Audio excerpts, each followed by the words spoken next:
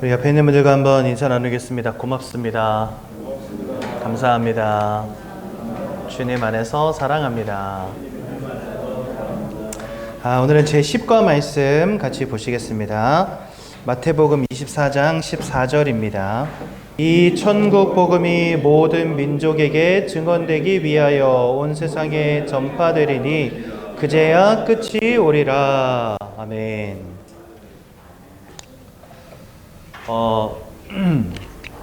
많은 성도님들이 신앙생활을 하시다 보면 우리 성도님들의 마음에 가끔 이렇게 막 걸리는 문제들이 생겨요.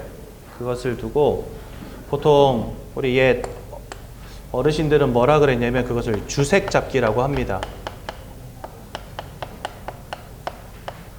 이 주색 잡기라는 말의 뜻이 뭐냐니까 이 주는 술주예요. 술주.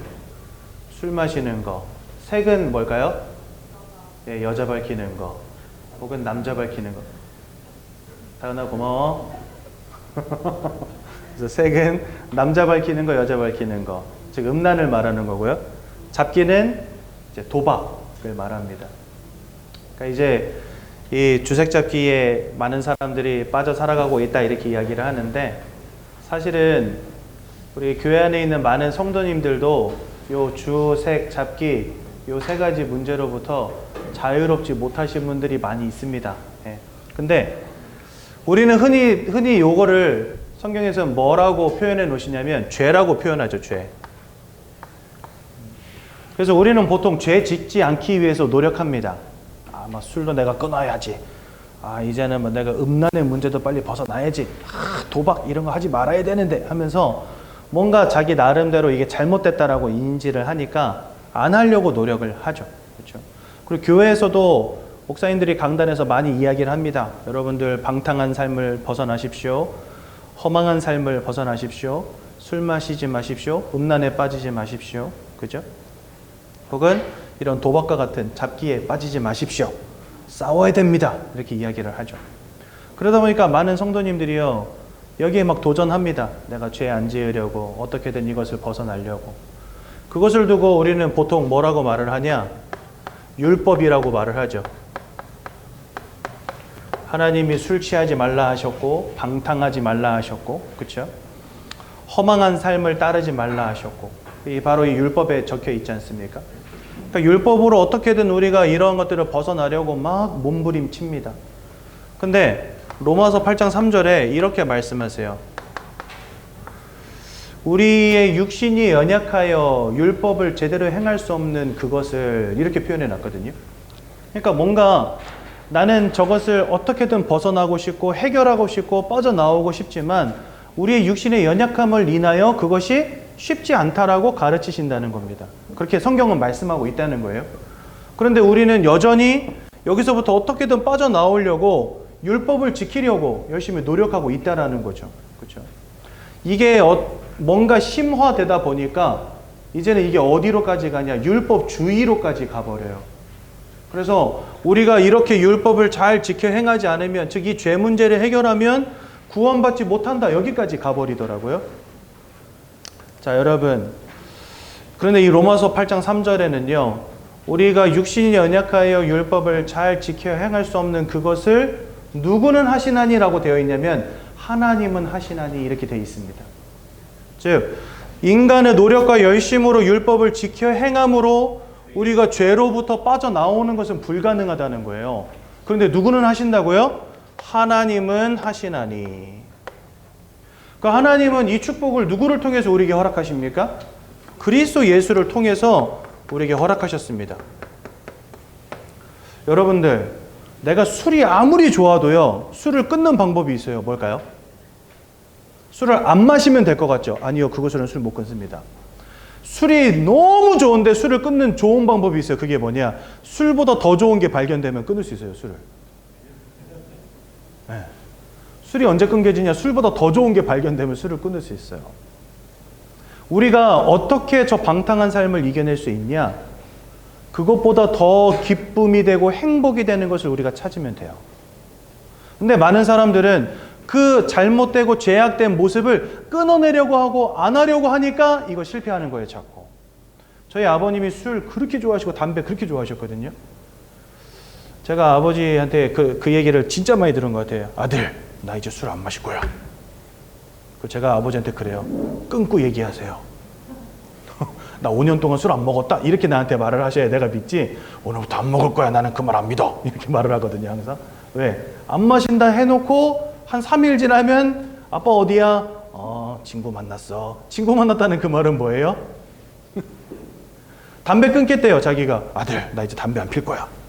저희 아버지가 화장실에도 담배랑 라이터 갖다 놓고, 베란다에도 담배랑 라이터 갖다 놓고, 거실에도 담배랑 라이터 갖다 놓거든요. 들고 다니기 귀찮고 하루에 막 2갑씩 피시니까 가는 곳마다 담배를 비치해 놓고 피세요.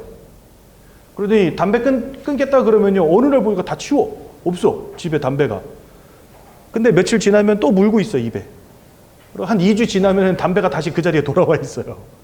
그래서 내가 아버지 담배 끊겠다고 말하지 말고 한 5년 안 핀 다음에 아들 내가 5년 안 폈어 이렇게 말을 하라고 제가 항상 아버지한테 그랬거든요. 우리는 뭔가 이러한 것들을 끊어내기 위해서 그거를 안 하는 거에 집중해요. 여러분들이 진짜 좋아 미치겠는가 안 하면 어떻게 돼요? 사람 미쳐버려요. 또 할 수밖에 없어요. 방법은 하나, 그거보다 더 좋은 것이 발견되면 됩니다. 술보다 더 좋은 게 발견되면 돼요. 담배보다 더 좋은 게 발견되면 돼요. 근데 지금 저희 아버지가 술 드실까요? 담배 피실까요? 안 피실까요? 술, 담배 안 하세요. 언제부터 그게 됐냐? 아버지가 복음 들으시더니 술하고 담배 끊었어요.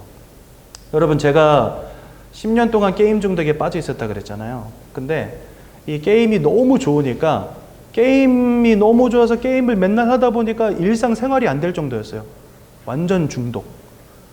PC방에 한번 들어가면 3박 4일 동안 안 나와요. 왜 나오냐? 돈 떨어져서 나와요. 몇만 원 가지고 들어가거든요. 그럼 제가 게임하는 자리에는 컵라면 컵이 이렇게 쌓여 있고, 그 다음에 막 머리는 떡졌지, 손톱에는 그 담뱃재 이런 것들이 막 때로 껴가지고 손톱은 새까매질 때까지 게임을 해요. PC방에서. 미친놈처럼 산 거죠, 한마디로. 근데 정신이 아직도 멀쩡하고 여전히 게임할 수 있는 힘이 있는데 나와요. 돈이 없어서. 그러니까 완전 게임에 중독돼가지고 아무것도 못하는 인생이었는데 어느 정도까지 인생이 무너졌냐? 대학에서 퇴학을 당했어요. 학사 경고 2번 맞고. 제가 중앙대학교 도고동문을 들어갔는데 거기에서 학교를 안 가고 시험을 안 치고 과제를 안 내니까 퇴학을 당한 거예요, 학교에서. 그리고도 정신을 못 차리고 한 10년 가까이를 그러고 살았거든요. 저는 게임 못하면 죽는 줄 알았어요. 저한테는 그랬어요, 게임이라는 것이. 근데 제가 집에 무녀 동남입니다. 완전 외아들이고요. 저희 부모님은 저만 바라보고 사시는데 제가 20대 10년을 20살에 대학 들어가서 30살 다 될 때까지 맨날 게임만 하고 살았으니까 부모님께 너무 죄송한 거예요. 이게 뭔가 내가 게임을 하고 있는데 뭔가 부모님께 내가 지금 효도하지 못한 게 너무 죄송하고 내가 이렇게 인생이 무너지는 게 너무 죄송한데도 불구하고 이게 안 끊어져요. 어느 정도였냐? 이게 내가 손목을 끊으면 게임 안 하지 않겠나? 그래가지고 이 손목을 끊어버려야 되겠다 이런 생각도 했거든요. 그런데 마음이 막 두려워지는 거예요. 손목을 끊는다 생각하니까.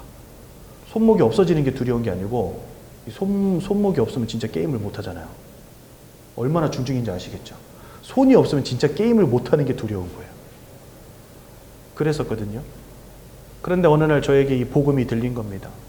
게임보다 더 좋은 게 생긴 거예요, 저한테. 하나님의 말씀을 듣는데 이 말씀이 꿀송이처럼 달고, 하나님께 기도하는데 그게 내 마음의 평안함이 되고, 밖에 나가서 전도하는데 사람들이 막 예수 믿고 영접하는 걸 보면서 막 나도 모를 기쁨이 막 마음속에 차오르기 시작하니까 게임을 안 해도 살겠더라고요. 어느 날 정신 차려보니까 제가 게임을 별로 안 하고 있더라고요. 하루 웬쟁일 잠을 안 자고 몇 박 며칠 동안이나 게임하던 인생이 게임을 안 하고 있어요. 저희 아버지도 술과 담배를 그렇게 끊으셨고 저도 게임이라는 걸 그렇게 끊어냈어요. 사실 제가 끊어낸 것도 아니죠.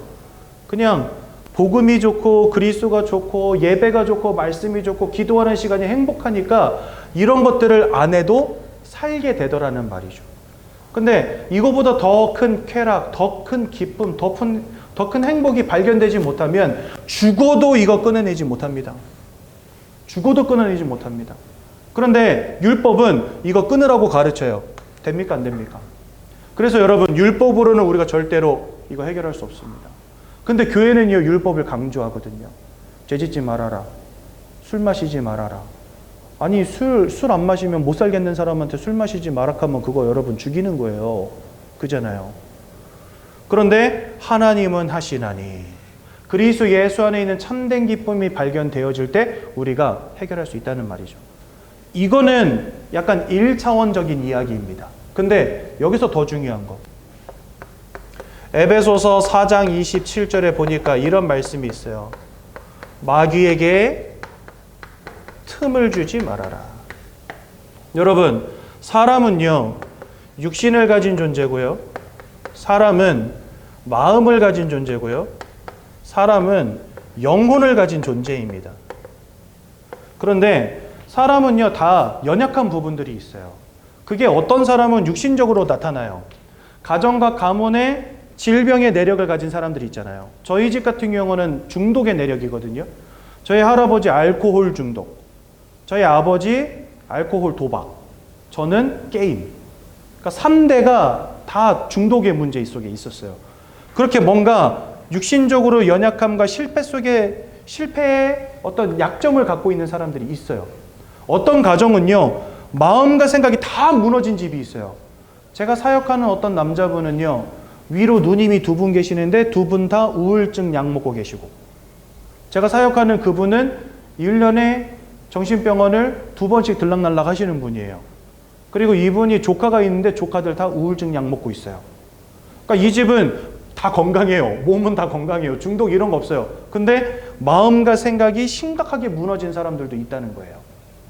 그러니까 우리는 육신을 가진 존재, 마음을 가진 존재, 영혼을 가진 존재인데 각자 나름대로 가지고 있는 연약함과 약점들이 다 있다는 거예요. 저 같은 경우는 어때요? 중독이라고 하는 약점 가지고 있는 거예요. 근데 어떤 사람들은 막 우울증, 조울증, 뭔가 근심, 걱정, 공황장애 이런 것들이 가문 내력으로 내려오는 사람들이 있어요. 또 어떤 사람들은요, 이 영적인 부분이 연약한 사람들이 있어요. 이런 사람들 특징이 뭐냐? 귀신이 보입니다. 환청이 들립니다. 이게 심하면 정신 문제가 옵니다.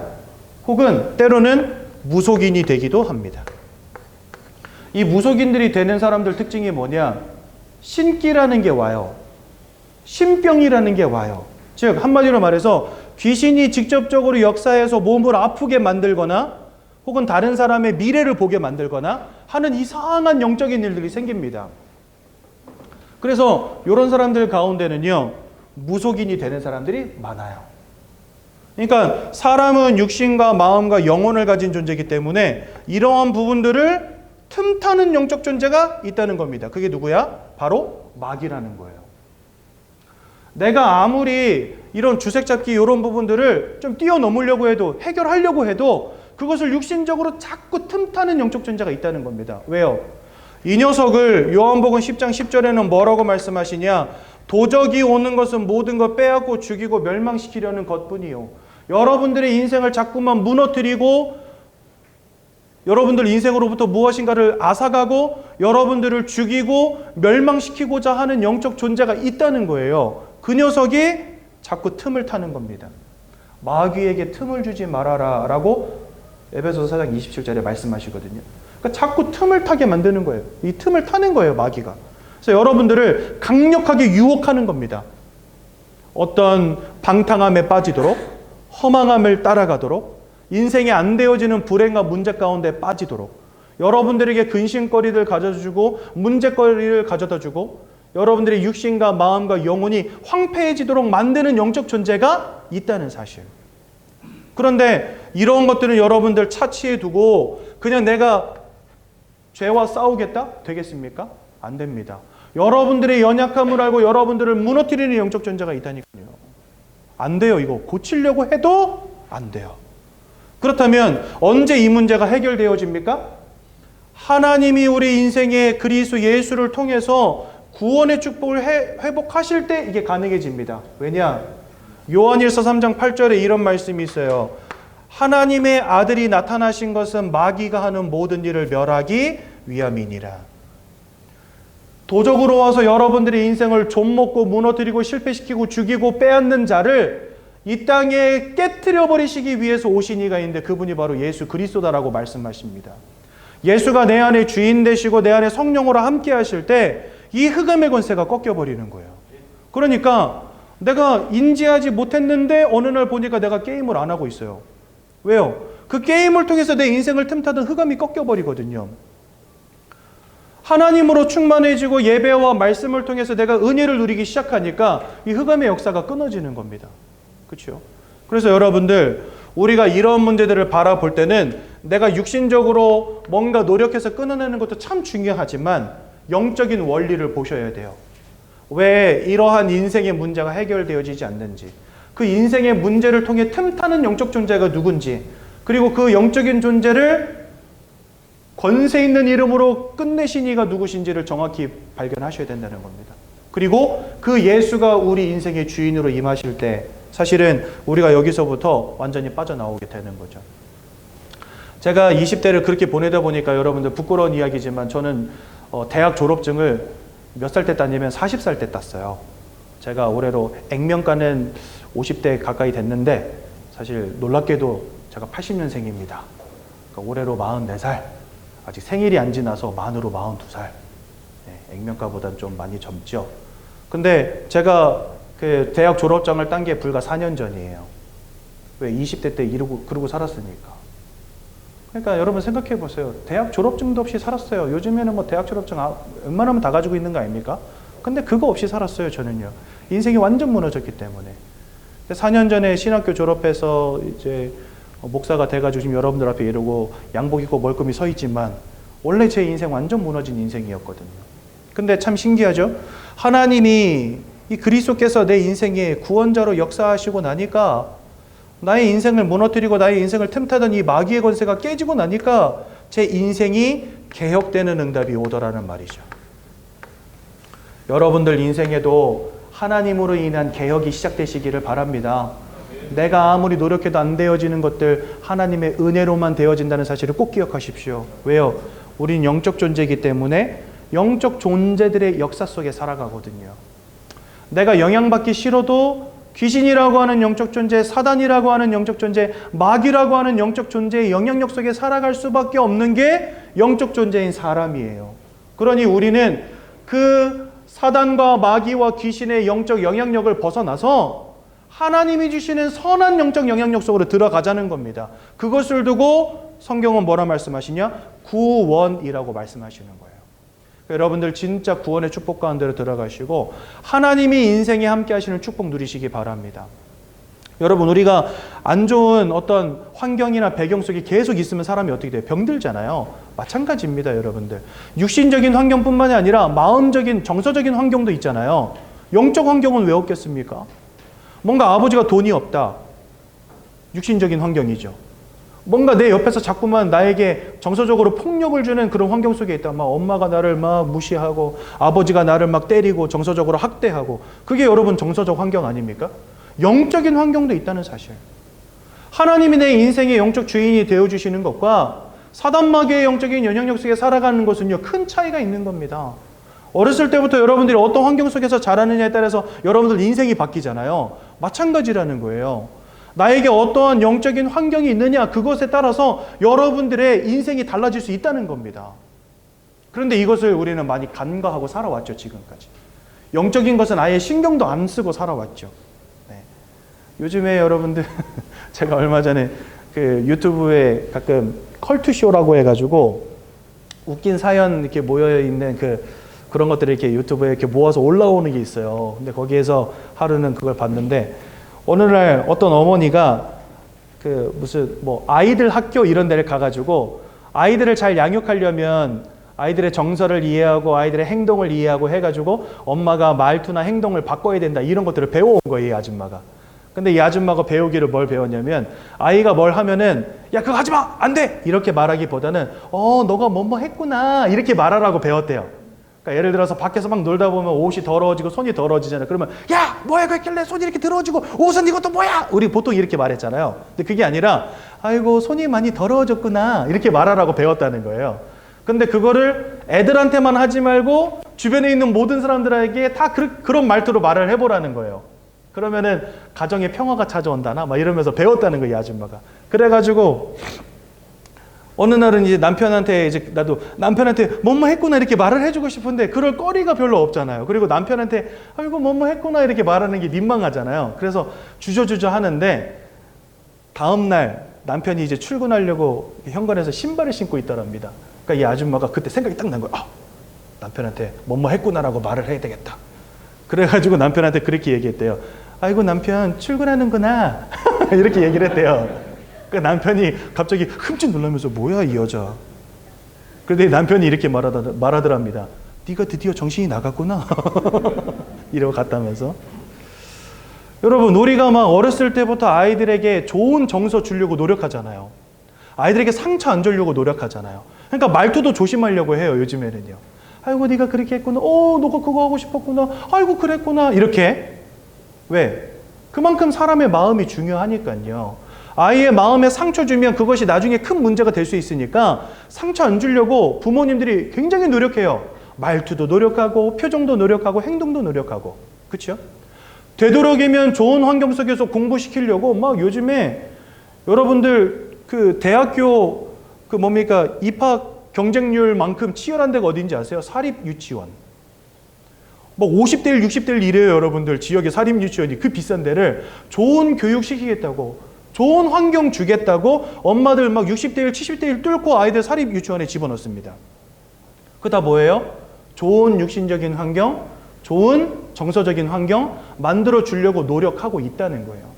그만큼 육신적인 환경, 마음과 정서적인 환경은 사람들 다 신경 쓰고 있습니다. 근데 여러분, 눈에 보이지 않게 역사하고 여러분들의 인생에 직접적으로 영향을 주는 영적 존재. 이 영적인 환경은요, 우리가 전혀 고려하지 않고 산다니까요. 제 말이 이해되시기를 정말 주님의 이름으로 축원드립니다. 우리가 예수를 믿는 것을요, 여러분들 무슨 막 그 뭡니까 도깨비 나오던 시절에 도깨비 방망이 뚝딱 하는 것처럼 그냥 예수 믿고 천국 간다 이렇게 생각하시면 안 된다는 거예요. 우리가 예수를 믿는다는 것은요, 굉장히 실제적인 일입니다. 상징적인 일이 아니라는 것입니다. 예수를 믿는다는 것은 추상적인 게 아닙니다, 여러분들. 예수를 믿는다는 것은 사실적인 것입니다. 지금 이 순간에도 이 영적인 세계에서는요, 하나님의 영과 사단의 영과 천사와 귀신의 싸움들이 벌어지고 있다니까요. 내가 어떤 영적 영향력 속에 살아가느냐가 여러분들의 정서와 여러분들의 육신적인 삶에 지대한 영향을 끼치는데 이거를 굉장히 간과한다는 사실. 여러분들 하나님의 말씀을 농담으로 드시지 마시고 진짜 사람이 영적 존재가 맞다면 우리가 육신의 환경, 정서적인 환경을 잘 갖추는 것이 중요한 것만큼 영적인 환경 동안 신경 써야 됨을 기억하시라는 겁니다. 우리가 영적 존재가 아니라면 이런 거 신경 쓸 필요가 없어요. 그냥 돈 잘 벌고 그냥 나 사랑해주는 여자, 남자 만나서 그냥 즐겁게 행복하게 살면 그만입니다. 그런데 내 눈에 보이지 않게 역사하는 이런 영적인 존재가 여러분들에게 지대한 영향을 끼치고 있다고 한다면 여러분 우리가 신경 어떻게 안 씁니까? 신경 써야 되는 거죠. 그래서 오늘 뭐 이 주색 잡기로 시작해서 결국은 우리 영적 존재까지 오게 됐지만 사람은 영적 존재기에 마귀가 이런 영적인 부분을 틈타고 있다는 사실. 그래서 우리에게는 더욱더 그리스도의 은혜와 그리스도의 축복과 그리스도의 구원의 응답이 우리에게 임해야 된다는 사실을 꼭 기억하시고 응답받는 우리 새가족 기약 선노인들 되시기를 바랍니다.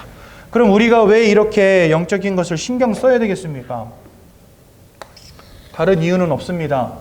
하나님께서 여러분들을 창조하실 때 사람을 창조하실 때 사람을 영적인 존재로 지으셨기 때문에 그렇습니다. 그래서 성경 창세기 1장 27절에 보니까 하나님의 형상으로 우리를 창조하셨다 되어 있는데 이게 바로 우리를 영적 존재로 지으셨다라는 말입니다. 그래서 사람은요 유일하게 영적 행위를 하는 존재들입니다. 어디 가서 예배도 드리고 기도도 하고 찬양도 하고 무당들 불러다가 푸닥거리도 하고 고사도 지내고 제사도 지내고 그렇죠? 부적도 붙이고 이런 행위를 합니다. 이 땅에 그 어떤 피조물들도 영적 행위를 하지 않습니다. 절대로요. 개, 돼지, 소, 고양이 이런 동물도 어디 가서 예배하는 거 보신 적 있으세요? 여러분 어디 가서 불공 드리고 기도하는 동물 보신 적 있으세요? 없어요. 왜 그럴까요? 걔네들 영적 존재가 아니기 때문에. 근데 사람은 영적 존재를 지으셨기 때문에 영적인 행위를 하는 유일한 존재들입니다. 그럼 왜 하나님이 이렇게 우리를 영적 존재로 만드셨을까요? 그 이유가 무엇이겠습니까? 하나님과 함께하는 축복을 누리라고 이렇게 만드신 겁니다. 여러분들 하나님은 영이시기에 우리의 육신의 눈으로 볼 수 없고 손으로 만질 수 없습니다. 그러니까 제가 현장에서 전도할 때 제일 당황스러울 때가 뭐냐니까 하나님 본 적 있니 나보고. 당신 목사님은 하나님을 만났어요? 그래서 목사가 된 거 아니에요? 이렇게 물어요. 그렇죠. 저는 하나님을 만났습니다. 하나님 본 적 있네. 저는 하나님 본 적은 없어요. 하나님 안 보고 하나님 어떻게 만났냐고 나한테 따져요. 그러면서 자기한테 하나님 보여주래. 그럼 자기도 믿겠다고. 하나님은 보는 분이 아닌데 어떻게 보여줍니까? 그렇죠? 그럼 여러분들도 궁금하실 거 아니에요. 하나님 보는 분은 아닌데 어떻게 하나님 만납니까? 어떻게 하나님을 압니까? 여러분들 마음 있어요, 없어요? 있죠? 마음 본 적 있습니까? 없죠. 그런데 마음이 있다는 걸 알아요. 왜 그럴까요? 내가 마음을 가진 존재이기 때문에 상대방의 마음을 느낄 수 있어요. 영혼도 마찬가지입니다. 내가 영을 가진 영적 존재이기에 영이신 하나님을 알 수가 있어요. 내가 마음을 가진 존재라서 마음을 알듯이 영을 가진 영적 존재라서 영이신 하나님을 알 수 있는 겁니다. 영이신 하나님을 믿을 수 있어요. 영이신 하나님을 만날 수 있어요. 그래서 여러분들 그렇게 하나님과 함께하는 축복을 누리라고 우리를 영적 존재로 만드신 겁니다. 여러분 우리는요 배고프면 밥을 먹잖아요. 그렇죠? 마음이 허할 때는 사랑하는 사람을 찾죠. 그것처럼 우리의 영적인 부분도 하나님으로 충만하여지는 응답 가운데 있다면 거기서부터 오는 만족과 행복과 기쁨이 있다는 겁니다. 여러분들 밥 먹고 나면 어때요? 이게 배가 막 충만해져가지고 막 되게 그 포만감을 느끼면서 여러분 행복하시잖아요. 그렇죠? 그래서 밥 먹을 때마다 행복하거든요. 밥을 막 이렇게 충만하게 많이 맛있게 먹어주면 배불러가지고 거기에서 오는 기쁨이 있어요. 그리고 여러분들 막 서로 사랑을 나눈다. 어떻게 됩니까? 사랑하는 사람이 생겼다. 자다가도 그 사람 때문에 막 웃음이 지어지고 행복해지잖아요. 마음이 충만하게 사랑으로 채워지면. 그렇죠? 마찬가지입니다. 우리가 하나님과 함께하는 것에서부터 오는 만족과 충만함과 행복이 있다는 거예요. 그것을 특별히 영적 존재로 사람에게만 허락하셨다는 겁니다. 그러니까 우리는 하나님과 함께하면서 하나님과 함께함 속에서 오는 최고의 행복과 기쁨과 만족을 누릴 수 있는 존재로 하나님이 지으셨다는 겁니다. 그러니까 이것은 하나님이 사람에게만 주신 축복인 거죠. 그렇죠? 그러니까 원래 인간은 영적 존재로서 하나님과 함께 그 속에서 최고의 행복과 기쁨과 만족을 누리는 존재로 하나님 만드신 거예요. 그런데 어느 날 이 모든 축복을 잃어버리고 맙니다. 그걸 두고 뭐라 하냐? 근본 문제라고 합니다. 이게 창세기 3장 1절에서 6절에 보니까 나와 있는데요. 여기에 누가 등장하냐? 바로 사단이 등장합니다. 아까 우리의 마음을 틈타는 존재가 있다 했잖아요. 사단에게 틈을 주지 말아라 그랬는데 이 사단이 알고 보니까 창세기 3장에 이미 등장을 해요. 여기 등장해서 뭐 하냐? 아담과 하와를 속여서 하나님이 따먹지 말란 선악과를 따먹는 원죄 짓게 만들고요. 그 결과로 하나님을 떠나는 문제 가운데 빠지게 만들어 버립니다. 로마서 3장 10절과 23절에 보니까 3장 10절에는 의인은 없나니 하나도 없다 이렇게 말씀하시고요. 다 죄인이 되었다라고 말씀하시고, 그래서 로마서 3장 23절에는 이 죄로 말미암아 하나님의 영광에서 우리가 단절되게 되었다라고 말씀하십니다. 모든 사람이 죄를 범하였음에 하나님의 영광에 이르지 못하게 되었다 이렇게 되어 있어요. 그러니까 죄로 말미암아 다 하나님을 잃어버린 상태가 되었다라고 말씀하시는 겁니다. 그래서 에베소서 2장 1절에는요 뭐라 되어 있냐? 죄와 허물로 죽었던 너희를 살리셨다 이래 되어 있습니다. 우리가 죄 때문에 하나님을 잃어버리는 영적 사망 가운데 던져졌다는 겁니다. 여러분 이 영적 사망이라는 게 뭐냐? 우리가 영적 존재임에도 불구하고 내가 영적 존재라는 사실도 몰라. 내가 영적 존재임에도 불구하고 영이신 하나님과 사단의 존재를 몰라. 내가 영적 존재임에도 불구하고 영적 세계와 천국과 지옥이 있음을 알지 못하는 상태가 되어버린 거예요. 그것을 두고 뭐라 하냐? 영적 사망이라 합니다. 그러니까 여러분들 지금까지 내가 영적 존재라는 거 한 번이라도 생각하고 사셨어요? 아마 없을 겁니다. 그 단적인 예가 뭐냐? 길 가다가 잘 아는 사람 만나면 뭐라 인사해요, 여러분들 보통? 간에 평안하십니까? 사업은 잘 되십니까? 사업은 잘 되십니까? 이건 뭐예요? 육신적으로 잘 지내고 계십니까? 그 말이죠. 간에 평안하십니까? 이건 뭐예요? 마음이 정서적으로 안정되고 평안함을 누리고 계십니까? 이 얘기잖아요. 여러분도 혹시 아는 사람 만났을 때 당신의 영혼은 평안하십니까? 이렇게 인사하세요? 아무도 그렇게 인사 안 합니다. 왜 인사 안 할까요? 첫 번째, 육신적인 것과 마음적인 부분이 중요함은 알고 있지만 영적인 것이 중요함은 모르기 때문입니다. 두 번째, 내가 영적 존재라는 사실을 아예 인지하지 못하기 때문에 그렇습니다. 그러니까 우리에게 영적이다라고 하는 부분은요, 사실 내 인생 살아가면서 나에게 아무런 관련이 없는 단어였을 거예요. 여러분들에게. 그렇죠? 우리는 영적 존재로 지음받아서 하나님과 함께하도록 창조되어진 존재인데 내가 영적 존재라는 것도 모르고 영적인 사실, 영적인 지식, 영적인 지혜 아무것도 없는 상태가 됐어요. 그걸 두고 영적 사망이라 하는 거예요. 하나님을 잃어버린 채 이런 영적 사망 가운데 빠지게 된 겁니다. 그러다 보니 이 속에서부터 우리 인생의 모든 문제가 시작이 됩니다. 요한복음 8장 44절에 보니까 너희는 너희 아비 마귀에게서 났으니 이렇게 말씀하고 있고요. 요한일서 3장 8절에는 죄를 짓는 자마다 마귀에게 속하였나니 이렇게 되어 있습니다. 즉 우리가 마귀에게 소속된 존재가 되었다고 성경 말씀하세요. 원래는 하나님과 함께하는 존재였잖아요. 하나님을 떠난 순간부터 마귀에게 소속되어지고 마귀에게 사로잡힌 인생이 된 겁니다. 그래서 여러분들 에베소서 2장 2절에서 3절에 보니까 사단에게 사로잡힌 인생, 불순종의 아들들 가운데 역사하는 영, 귀신에게 사로잡힌 인생, 그래서 본질적으로 진노의 자녀가 되었다라고 우리에게 설명하십니다. 그러니까 하나님을 잃어버린 채 사단 마귀에게 사로잡혀서 그 속에서 우리 인생은 하나님의 진노 가운데 살아갈 수밖에 없는 존재가 되었다라고 말씀하신다는 거예요. 요한복음 8장 44절에 이 마귀를 두고 성경은요 거짓말장이라고 말씀하시고 살인자라고 합니다.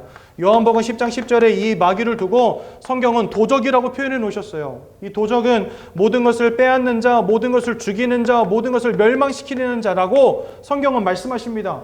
그러니까 여러분들의 인생이 지금 이와 같은 영적 존재에게 사로잡혔다 어떻게 되겠습니까? 나만 아는 게 없는 거예요.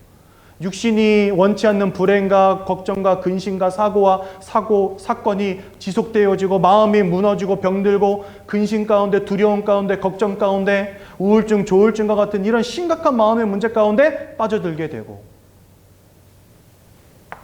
도적 같은 놈에게 사로잡힌 거죠. 그러니 여러분 어떻게 행복을 찾을 수가 있겠습니까? 우리가 아무리 행복하려고 노력해도 육신적으로 많은 것을 얻고 성공했다 할지라도 또 내 옆에서 나를 늘 사랑한다고 말해주는 남자친구, 여자친구를 만나서 그 속에서 사랑을 꽃피우고 있다 할지라도 여러분들 인생의 이 영적인 부분에 참 행복과 기쁨과 만족을 주시는 하나님을 잃어버리고 나니 여러분들 인생이 많은 퍼즐 조각으로 이루어졌다 있다 쳤을 때 가장 중요한 퍼즐 한 조각이 지금 툭 하고 빠져 있는 거예요. 퍼즐을 완성해야 되는데 가장 중요한 퍼즐 하나가 빠져 있어서 늘 미완성 상태가 되는 거예요. 뭔가 내 인생이 성공을 향해 달려가면서 성공할 것 같은데 행복이 올 것 같은데 안 와. 왜일까요? 가장 중요한 퍼즐 조각 하나가 빠져 있는 겁니다. 그러면서 지금 여러분들 인생이 도적 같은 자에게 붙잡혀 있다는 사실. 이걸 세상말로 뭐라 하냐? 운명사주팔자라 합니다. 여러분들의 인생이 운명과 사주팔자에 딱 사로잡혀서 내가 원치 않는 인생, 내가 원치 않는 불행, 내가 원치 않는 문제, 원치 않는 고통 겪으면서 살아갈 수밖에 없는 인생이 돼버린 겁니다. 그러니 이 속에서 여러분들 마음과 생각이 무너질 수밖에 없는 거예요. 여러분들 아까 제가 말씀드렸죠. 어떠한 배경을 갖고 있느냐가 여러분들 인생에 지대한 영향을 끼친다고요. 여러분들에게 어떤 영적 배경이 와 있느냐가 여러분들의 마음과 여러분들의 삶에 지대한 영향을 끼칩니다. 하나님을 잃어버린 채 사단에게 붙잡힌 결과가 무엇이겠습니까? 여러분들의 마음과 생각이 무너지는 문제로 오게 되는 겁니다. 이 시대에 너무나 많은 사람들이 우울증으로 조울증으로 악몽을 꾸고 환청을 듣고 환상을 보고 그치요? 공황장애에 빠지고 대인기피증에 빠지고 불면증으로 잠을 이루지 못하고 노이로제가 심해서 스트레스 때문에 막 살아가지 못하는 사람들 얼마나 많은지 아십니까? 세상은 점점 좋아지고 의학과 기술은 발전하는데 사람들의 마음은 점점 무너지고 있어요. 정신병원이 가득 차가지고 더 이상 입원할 곳이 없을 지경입니다, 여러분들. 요즘에는요, 정신병원에다 묶어놓고 약을 먹여도 사람들이 하도 죽어나가니까 정신병원에 병동이 사라지고 있어요. 여기 안산에 고려의원이라고 있잖아요. 거기 아주 유명한 정신병원이거든요. 거기 병동이 사라졌습니다, 몇 달 전에. 왜 사라졌는지 아세요? 사람들 입원시켜놨더니 거기서 자꾸 자살을 하는 거예요. 그러니까 병원도 부담이 되죠. 사람들이 자꾸 죽어나가니까. 그래서 아예 병동을 폐쇄하고 이제는 진료 보고 약만 지어주고 있어요. 지금은요. 그러니까 아무리 가다 놓고 아무리 약을 먹이고 아무리 치료를 하려고 해도 안 되는 거예요. 근데 이러한 마음의 문제가 지금 사람들에게 계속해서 지속되고 점점 증가하고 있다는 사실. 사람이 영적 존재기에 이런 영적인 원리를 이해하지 못하면 왜 마음의 문제가 오는지 우리는 이해할 수 없습니다. 사람들이요, 보통 병원에 가가지고 나 잠이 안 와요, 요즘 너무 힘들어요, 악몽을 꿔요, 환상이 보여요, 이렇게 말하잖아요. 그러면 의사들 대부분 뭐라 말하는지 아십니까? 당신 허해서 그렇습니다. 스트레스가 심해서 그렇습니다. 집에서 푹 쉬십시오. 그러면 괜찮아질 겁니다. 푹 쉬면 괜찮습니까, 여러분들? 진짜 그렇습니까? 아니요, 해결 안 돼요. 영적 존재이기에 내가 어떤 영적 배경을 갖고 있느냐가 여러분들의 마음과 생각에 지대한 영향을 끼친다는 사실을 기억하시려는 겁니다. 근데 세상은 이거 다 무시하잖아요. 그렇죠? 그러니까 방법은요, 묶어놓고 패는 것밖에 없어요. 묶어놓고 패든지 약을 먹이든지. 그러니까 제가 이 심각한 그 정신 문제 때문에 병원 다니시는 분들 보면은요, 약으로 얼마나 눌러놨는지 그냥 혼이 나가 있어요. 목사님 오셨어요. 지금 자기가 자고 있는지 깨 있는지도 분간을 못해요. 내가 왔는지 뭐 안 왔는지 이것도 몰라. 목사님 분명히 좀 전에 목사님 오셨어요 했는데 막 한참 이야기하다가 좀 있으면 언제 오셨어요? 이래 나한테.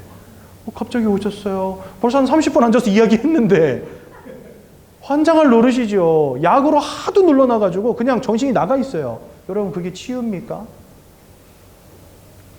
사람이 누군가 알지 못하면요 절대 살릴 수 없습니다. 여러분들은 아셔야 돼요. 내가 누군가를 바로 발견해야 여러분들이 인생에 참된 행복 찾을 수 있는 겁니다. 그게 제대로 발견 안 되면은요 최선을 다하고 열심을 다해서 살아가지만 결국은 행복 없는 인생, 무너지는 인생, 방황하는 인생 되는 거예요. 그러니 여러분 그 삶은 어떻겠습니까? 내가 원치 않는 실패, 내가 원치 않는 고통, 내가 원치 않는 질병, 이런 문제 속에 고통당하는 거죠. 계속해서 가난이 지속되어지고, 그죠? 방황이 지속되어지고, 그러니까 사람이 살 수가 없는 겁니다, 여러분들. 그러니까 사람들 뭐 할 수밖에 없어요, 여러분들? 내가 우상숭배라고 생각도 안 하죠. 그냥 내가 제사라도 지내봐야 되나? 굿이라도 한번 해야 되나? 내가 고사를 안 지내서 그러나? 작년에 제사를 한번 건너뛰었더니 아버지가 노하셨나? 영적 존재인 우리가 사단에게 붙잡힌 문제인데 우리는 다른 데서 해결책을 찾고 앉아 있어요. 부적 갖다 써 붙이고 제사상 차려놓고 비울고 돼지머리 삶아다 놓고 절하고 무당들 불러다가 푸닥거리하고 그러면 여러분들 진짜 인생의 불행이 막아지겠습니까? 근데 고린도전서 10장 20절에 보니까 대저 이방인들이 하는 제사는 귀신과 교제하는 것이니라. 사단에게 붙잡힌 것도 억울해 죽겠는데 사단을 따르는 귀신의 무리들과 교제하는 게 바로 우상숭배다 이래 되어 있습니다. 여러분들이 제사상 한번 차릴 때마다 여러분들 귀신이 여러분들 집안에 들락날락하는 거예요. 무당들 불러다가 푸닥거리 하는 게 불행을 막는 것처럼 보이죠. 아니요. 사단이 역사하는 통로가 되는 거예요. 그래서 여러분들 우상숭배 하면 할수록 가정과 가문은 깨지고 무너지게 돼 있습니다. 그래서 교회에서는요. 제사 지내지 말라고 가르치거든요.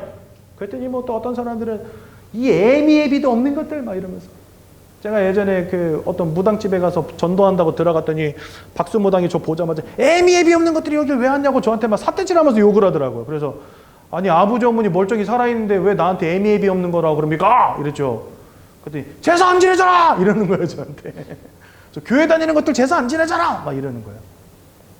제가 그분에게 물어봤습니다. 1년에 한 번 밥상 차려놓고 절하면 그게 효도입니까?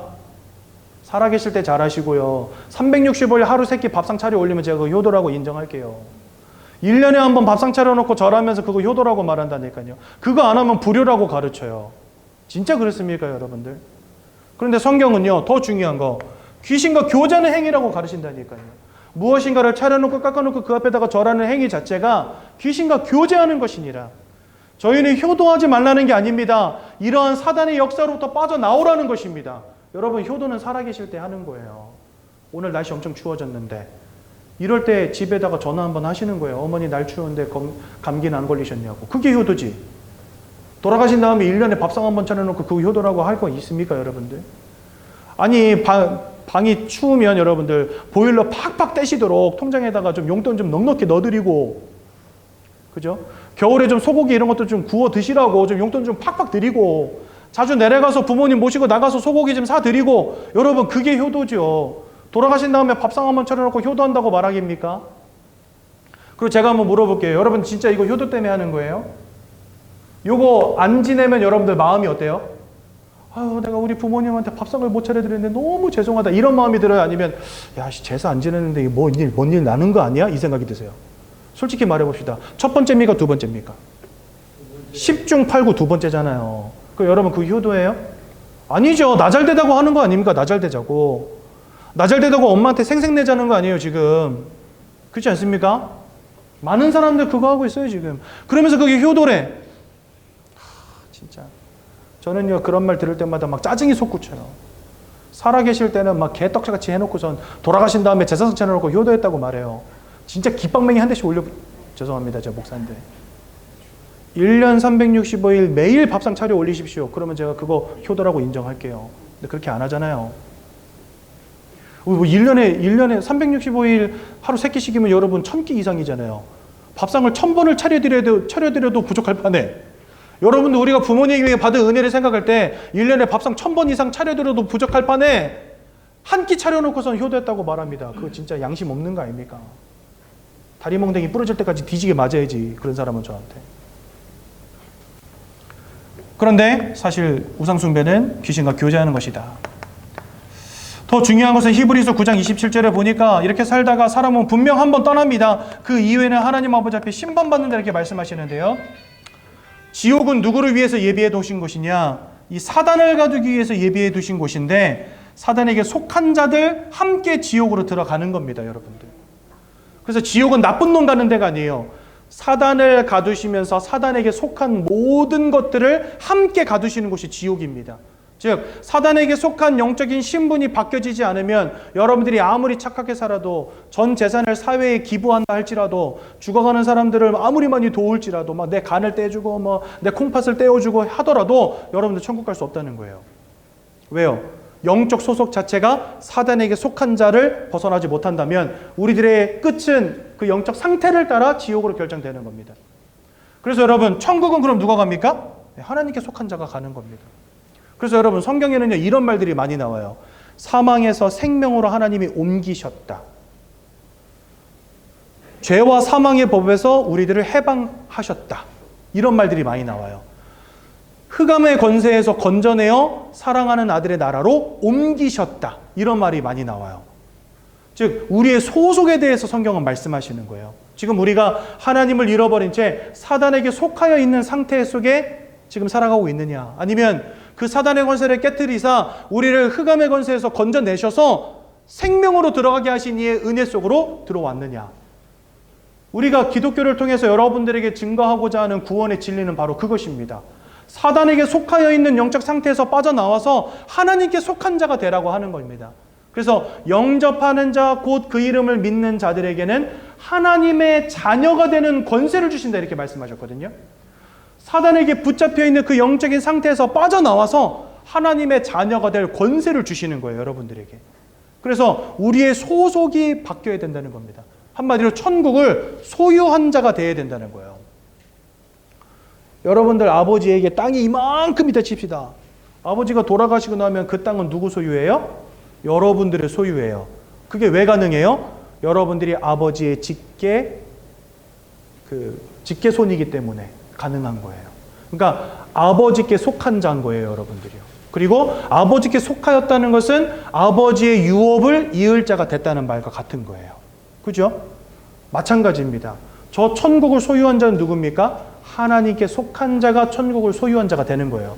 즉, 성경은 우리에게 영적인 소속에 대해서 말씀하세요. 과연 너는 흑암에 속한 자냐, 아니면 예수 그리스도를 통해 하나님께 속한 자가 되었냐. 여러분, 예수님이 돌아가실 때 예수님의 양편에 강도 2명이 함께 못 박혔습니다. 한쪽은요, 네가 예수면 내려와서 나를 구원해봐라 이렇게 말하고요. 한쪽은요, 예수님, 저는 지금까지 죄악 가운데 살았으나 예수님이 그리스도시고 구원자이심을 믿습니다. 나를 불쌍히 여겨줘서 이렇게 말합니다. 예수님이 돌아가시기 전에 그 강도에게 뭐라 말씀하셨는지 아십니까? 네가 오늘 나와 함께 낙원에 이르리라 이렇게 말씀하셨어요. 하나님이 우리를 흑암의 권세에서 건져내요, 저 천국을 소유할 자로 바꾸시는 이심을, 그렇게 나를 구원하시는 이심을 믿고 입으로 고백할 때 여러분들의 영적인 신분이 바뀌어지는 것입니다. 누구로요? 하나님의 자녀로. 그 사람은 강도의 인생을 살았지만 참 다행스럽게도 마지막에 하나님을 만났어요. 강도처럼 살았냐, 착하게 살았냐, 그 문제가 아니라고요. 지금 흑암의 권세에 묶인 인생이냐, 하나님께 속한 인생이냐, 이게 중요하다는 거예요. 이 신분이 바뀌어지지 않으면 여러분들의 인생의 끝은 이 신분 따라 결론 나는 겁니다. 흑암에 잡힌 자, 지옥으로. 하나님께 속한 자, 천국으로. 그러니 여러분 이걸 잘 아셔야 됩니다. 내가 하나님을 잃어버린 채 사단 마귀에게 속한 자가 되었다는 사실. 여러분들이 아무리 착해도 이 신분은 바뀌어지지 않습니다. 예수의 이름으로만 바뀌어지는 것입니다. 그래서 이 심판 가운데 들어간다는 사실을 꼭 기억하시고요. 출애굽기 20장 4절에서 5절에 보니까 우리들의 후대들도 여기서 자유롭지 못하다라고 분명히 말씀하십니다. 즉 모든 사람이 다 이 근본 문제 속에서 하나님을 떠난 채 심판받을 수밖에 없는 영적인 굴레에 딱 사로잡혀 있는 거예요. 이거 여러분들 내가 돈 많이 번다고 공부 열심히 한다고 착하게 산다고 해결되는 문제가 아니기 때문에 저 문제 해결하시기 위해서 이 땅의 길로서 오신 이가 바로 예수님이시라는 겁니다. 예수님이 요한일서 3장 8절에 보니까 죄를 짓는 자마다 마귀에게 속하였다 이렇게 말씀하시는데 이 뒤에 뭐라 돼 있냐? 하나님의 아들이 나타나신 것은 마귀가 하는 모든 일을 멸하기 위함이니라. 즉 여러분들은 운명과 사주팔자로 사로잡고 하나님 아버지 앞에 심판받고 영원한 불지의 형벌 가운데 들어갈 수밖에 없도록 만들어버린 저 사단의 권세를 끊어내시기 위해서 이 땅에 오신 참 왕이 바로 예수 그리스도시다. 그러니까 여러분들의 인생의 모든 근본적인 문제를 참 왕 되신 그리스도만이 해결하실 수 있는 겁니다. 또 두 번째로 로마서 8장 1절에서 2절에 보니까 예수 안에 있는 자는 결코 정죄함이 없다. 우리가 더 이상 죄인이 아니라고 말씀하십니다. 그리스도 예수 안에 있는 참 성령의 법이 죄와 사망의 법에서 너희를 해방하였기 때문이다 이렇게 말씀하십니다. 즉 예수 안에 있는 생명의 성령의 법으로 말미암아 우리를 죄와 사망의 법으로부터 해방하신 것입니다. 그래서 예수를 믿을 때 여러분들의 죄악의 문제가 끝나고 하나님의 자녀로 신분이 바뀌어지는 것입니다. 요한복음 14장 6절에 보니까 내가 곧 길이요 진리요 생명이니 나로 말미암지 않고는 아버지께로 올 자가 없느니라. 아버지께로 올 자가 없다는 말은 뭐죠? 다 아버지를 떠나 있다는 겁니다. 지금. 근데 예수를 통하지 않고서는 아버지께로 올 수가 없대요. 다 하나님을 떠나 있기 때문에 하나님 만날 수 없는 상태가 되어버린 겁니다. 그런 우리에게 하나님을 만날 참 길로서 오신 이가 바로 참 선지자 되신 예수 그리스도. 이 예수가 2000년 전에 이 땅에 오셔서 우리 위해서 고난당하시고 고통당하시고 죽으시고 그 다음에 피 흘려주시고 돌아가신 지 사흘 만에 부활하심으로 우리를 위한 구원을 완성하셨습니다. 그래서 우리는 그 예수를 누구라고 부릅니까? 바로 그리스도라고 부르는 것입니다. 그래서 여러분 예수 그리스도 하는 거예요. 예수는 그리스도의 이름이고 그리스도는 예수가 하신 일을 의미합니다. 그리스도로서 왕적 사역, 제사장적 사역, 선지자적 사역을 하시고 사단의 권세, 죄악의 문제, 하나님 떠난 문제를 끝내신 것입니다. 어디서요? 십자가 위에서. 그래서 그 예수를 믿고 마음이 영접할 때 우리가 사단에게 속한 소속에서부터 하나님께로 속한 자로 신분이 바뀌어지는 것이고 지옥으로 들어갈 수밖에 없었던 우리 인생이 천국으로 들어가는 천국을 소유한 자로 바뀌어지게 되는 것입니다. 그래서 영접하는 자들에게는 하나님의 자녀가 된다 이렇게 써놓지 않으시고 하나님의 자녀가 되는 권세를 주신다 이렇게 말씀하셨어요. 왜 권세일까요? 이전까지 우리가 죄악의 권세, 사단의 권세에 잡혀 있었기 때문에 그 권세를 깨트리고 하나님께로 들어갈 힘과 능력을 허락하신다는 겁니다. 그래서 여러분들 사도 바울은 이렇게 말해요. 십자가의 도가 구원받지 못한 자에게는 미련한 것이나 구원받는 자들에게는 하나님의 능력이 됨이라 이렇게 되어 있습니다. 구원 못 받는 사람들, 예수를 믿지 않는 사람들, 하나님의 말씀을 거부하는 자들은요 그냥 미련한 거예요. 아이고 뭐 십자가에 죽었다고 뭐 그런 사람 믿는다고 구원받아 이렇게 말합니다. 미련하다고 여깁니다. 근데 구원받는 자들, 아 그렇구나. 예수님이 나를 위해 십자가에 죽으셨구나. 그래서 나를 저 흑암의 권세에서 건져내어서 하나님의 자녀 되게 하셨구나. 이 사실이 믿어지는 자들에게는 사단이라고 하는 운명과 사주팔자라고 하는 죄와 사망의 법이라고 하는 우리의 힘으로는 절대로 끊어낼 수 없는 이 족쇄로부터 우리를 자유케 하는 능력이 되는 겁니다. 예수 그리스도의 십자가가. 무슨 말인지 이해가 되시죠? 오늘 그 예수 그리스도의 십자가가 여러분들 인생에 능력되기 바랍니다. 미련한 자에겐, 구원받지 못하는 미련한 자에게는 십자가가 미련한 것이나 그것을 믿고 예수를 영접함으로 하나님의 자녀가 되는 자들에게는 십자가의 도가 하나님의 능력이 되는 것입니다. 여러분들에게 그리스도가 능력 되시기를 소원합니다. 십자가의 도가 능력 되시기를 소원합니다. 오늘 예수를 영접하시고 하나님의 자녀 되십시오. 여러분 15페이지 잠깐 보겠습니다. 15페이지 보시면 영접 기도문 잘 나와 있습니다. 오늘 예수님을 여러분들의 마음속에 영접하시고 하나님의 자녀들은 축복 누리시기 바랍니다. 로마서 10장 10절에 보니까 10장 9절 10절에 보니까 마음으로 믿을 때 의에 이르고 입으로 시인할 때 구원에 이르느니라 이렇게 말씀하십니다. 여러분들 오늘 제가 나눈 이 복음의 메시지를 여러분들 마음으로 믿으시고 이 시간 예수를 주로 시인할 때 여러분들이 구원에 이르게 됩니다. 그래서 오늘 이 영적 기도문을 읽으실 때 이 사실을 마음에 믿으시고 그 구원의 축복이 나에게 임하기를, 나에게 성취되기를 소원하는 마음으로 하나님 아버지 앞에서 진실되게 이 영적 기도문을 함께 고백하도록 하겠습니다. 제가 먼저 읽을 때 여러분들 저를 따라서 읽으시면 되겠습니다. 사랑의 하나님, 이제 나는 죄인인 것을 깨닫고 회개합니다. 지금까지 하나님을 떠나 사단의 지배 아래 묶여 종노릇하며 살았습니다. 그러나 예수님이 저를 위하여 십자가에서 죽으시고 3일 만에 부활하신 그리스도이심을 믿습니다. 예수 그리스도께서 하나님을 만나는 유일한 길이 되시며 사탄의 권세를 꺾으시고 모든 죄와 저주와 재앙에서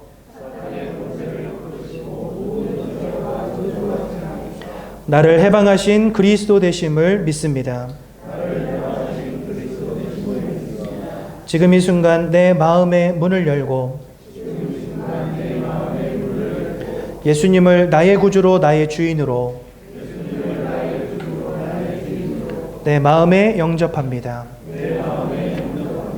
나를 구원해 주심을 감사드립니다. 앞으로 하나님의 말씀과 뜻대로 살겠습니다. 지금부터 일평생을 세밀히 인도해 주옵소서. 예수 그리스도 이름으로 기도합니다. 아멘. 우리 14페이지 10과 내용 살짝 보겠습니다. 오늘 제목은 축복과 함께하는 삶 전도인데요. 여러분들 세 가족이지만 이거 되게 중요한 겁니다. 왜 중요하냐? 여러분들 우리가 신앙생활 할 때요. 우리는 무엇을 가지고 신앙생활 하냐면 내가 하나님을 믿어야 될 이유만 찾습니다. 예를 들어서 내가 하나님을 열심히 섬기고 잘 믿어야 되는 이유가 뭐냐? 그러면 내가 뭔가 좀 더 건강해지고, 그러면 내가 뭔가 학업에도 좀 더 성취를 얻고, 그러면 뭔가 우리 아버지 사업도 좀 더 잘 될 것 같고, 뭔가 내가 하나님을 믿어야 될 이유를 늘 찾거든요. 그런데 진짜 신앙인이라고 한다면 하나님이 여러분들을 구원하시고 여러분들을 부르신 이유가 뭘까를 생각하는 사람들이 돼야 됩니다. 내가 하나님을 필요로 하는 이유뿐만 아니라 하나님이 나를 필요로 하시는 이유는 뭘까? 이것을 아는 사람들이 돼야 된다는 거예요. 우리는 하나님을 믿는 사람들이지 않습니까? 그렇기 때문에 하나님의 관심, 하나님의 생각, 하나님의 소원이 무엇인지를 생각하는 것은 어찌 보면 신앙인에게는 당연한 것입니다. 근데 우리가 지금까지 신앙생활 할 때는요, 그거는 별로 관심이 없었어요. 다 뭐만 관심이 있었어요? 내가 예배를 잘 드림으로 어떤 축복이 나에게 오고, 내가 기도를 열심히 함으로 어떤 응답이 나한테 오나, 내가 헌금을 열심히 함으로 어떤 경제적 축복이 나에게 오나, 여기에만 사실 관심이 있었거든요. 그러니까 내가 하나님을 필요로 하는 이유만 찾지 하나님이 나를 필요로 하시는 이유는 찾지 않아요. 신앙인들이요. 그거 잘못입니다. 그래서 우리는 올바른 신앙생활을 배워야 되잖아요. 새신자들은요. 첫 단추를 잘 껴야 되니까. 그래서 하나님이 원하시는 게 뭘까를 배우는 것은 성도들에게 어찌 보면 굉장히 중요한 겁니다. 그 전도라고 하는 것은 상당히 무거운 주제잖아요. 사실 새가족분들에게는. 그렇죠? 아우 뭐 저 같은 사람한테 전도 가르쳐줘봐야 저는 전도할 능력도 없고 성경도 모르고 제가 어떻게 전도해요?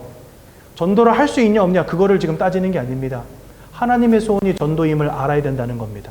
그래서 오늘 새가족 10주차 중에 마지막 10과가 축복과 함께하는 삶 전도입니다. 그래서 우리 성도님들에게 전도에 대해서 말씀드리는 거니까 그렇게 이해하시면 되겠고요. 신앙생활 하는 동안에 항상 하나님의 소원이 무엇인지를 기억하며 사시라고 말씀드리는 겁니다. 하나님의 유일한 소원은 디모데전서 2장 4절에 보니까 모든 사람이 구원을 받으며 진리를 깨닫길 원하신다 이렇게 돼 있어요.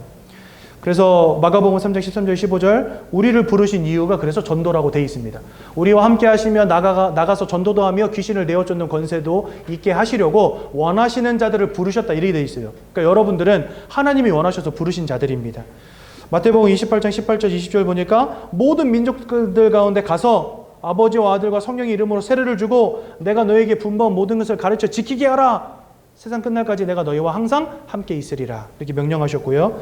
오늘 읽은 성경 본문입니다. 마태복음 24장 14절 모든 민족에게 이 천국 복음이 증거되기 위하여 온 세상에 전파되리니 그제야 뭐가 오리라? 끝이 오리라. 이 땅을 창조하시고 이 땅을 시작하신 이가 하나님이신데 이 땅을 끝내시는 분도 하나님이십니다. 근데 이 땅을 끝내시는 기준이 뭐예요? 전도. 모든 민족에게 이 복음이 전달될 때 끝이 온다. 그러니까 하나님의 완전한 계획 속에서 이 땅의 끝도 정해져 있다는 겁니다. 그게 전도로 통해서 이루어진다는 거죠. 그럼 왜 전도입니까? 자기 지혜로 하나님을 알지 못해요, 세상은요. 아까 말했잖아요.